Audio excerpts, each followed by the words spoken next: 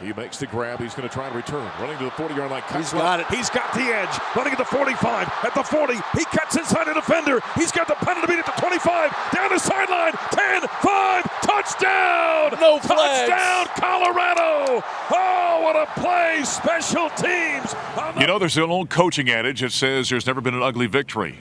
That was tested tonight here at Folsom Field as the Buffaloes get a 20-10 win. Nothing aesthetically pleasing about this one, but it is win number 7 of the season. Welcome into the Stampede. Gary Barnett, Mark Johnson after Colorado dispatches of UCLA for the first time since joining the Pac-12 Conference, 20-10. But, Coach, how do you put a wrap on this thing here tonight? You know, as we were doing the broadcast, Mark, I kept thinking, boy, we need to try to say something positive, and we just couldn't find anything because there was nothing positive in that game going on either side, and it was, you know, the abrasiveness of the penalties and the personal fouls and the selfishness that were shown in there. I mean, it was really hard to make that game look like anything other than what it was, and that was a game with 25 penalties, 225 yards worth of penalties.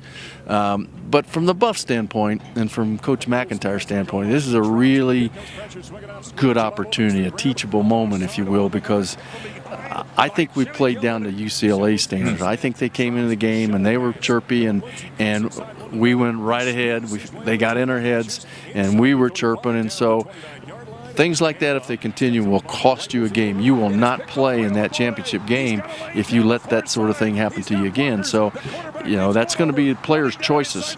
But you've got to eliminate those selfish penalties, which we had a ton of tonight. What's interesting about that is we had not seen this from Colorado during the season, so it did kind of come out of nowhere, but a lot of unsportsmanlike, a lot of personal foul-type penalties.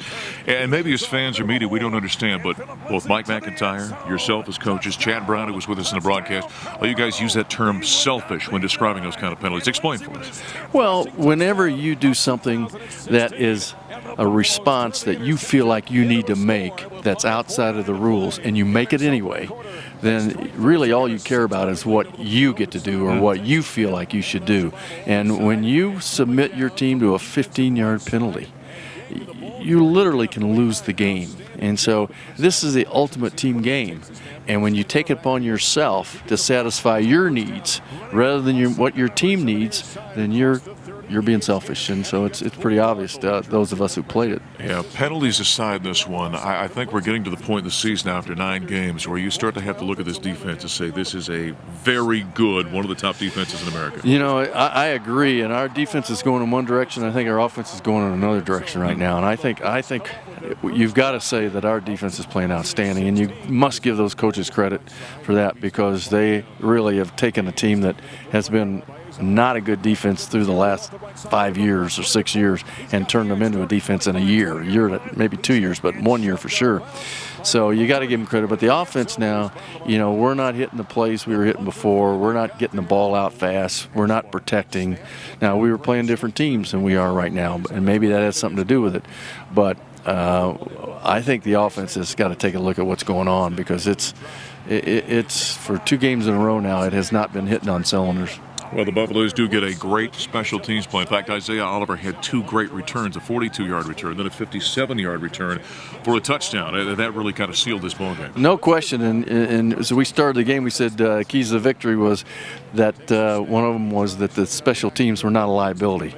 And in this case, special teams came up with 2 big plays. They came up with 10 points is what they did, plus a field goal in there, you know, the Graham kick, but we missed one. And so we didn't cover well on kickoffs, but special teams made big plays in that game that I think was the difference in the game, that and the defense. I was going to say, remember, Colorado also had a block kick in this ball game as well, so special teams did come up very big. 3 more games left this season. You got to go on the road to Arizona coming up here next week. Then 2 games against Washington State and Utah back here at home. Well, you know, you look at Utah and you think of this UCLA team that put up all those yards and all those points on Utah. And they couldn't come close to doing that tonight. Same quarterback, same people, et cetera. So you got to look down the road and say, you know what, maybe they're not invincible on the defensive side. Washington State, I think we're so fortunate to have them playing here. That's a good team. You never know what cylinder they're going to be hitting on, but they're going to throw the ball all over the place. And right now, I put our defense out there against anybody, and then our offense got to make plays. Our offense got to get fixed, I think. But we got to play Arizona. That's right. And that's going to be a huge game next week, and we can't make these kind of penalties. Buffalo's 7-2 in the season for the first time since 2005 when this guy was coaching. Sitting at 5-1 in the Pac-12 South. No matter what happens this weekend, they are still all alone atop the Pac-12 South of that game next week at Arizona.